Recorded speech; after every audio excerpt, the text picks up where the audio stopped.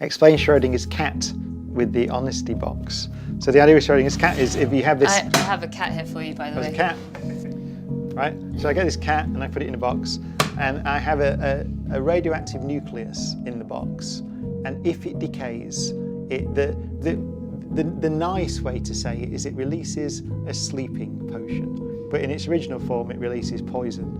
And so if it decays, it releases some poison which kills the cat or puts it to sleep, and it could wake up again at some point depending on how sensitive you are.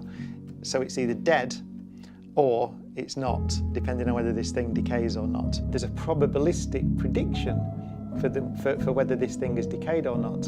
In just pure quantum mechanics, the nucleus is what's called in a linear superposition of states. So it's sort of some probability of being decayed plus some probability of being not decayed, and that's how you describe the nucleus. So that would suggest that's how you describe the cat. So the question is the correct description of this cat both alive and dead with some different probabilities that can change over time? But is that the correct description?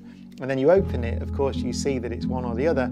And so the question is that nonsense? Or the modern interpretation, especially the many worlds interpretation, would be that there's a universe where this thing is decayed and the cat's in, and I open this up and I see that it's alive or dead. So there's a universe in which I see it alive and a universe in which I see it dead, and the whole thing is just a big ensemble of probabilities called a wave function. So it was initially a kind of thing to say, well, this is a bit weird. It's got weird implications, quantum mechanics, and ultimately it does have weird implications.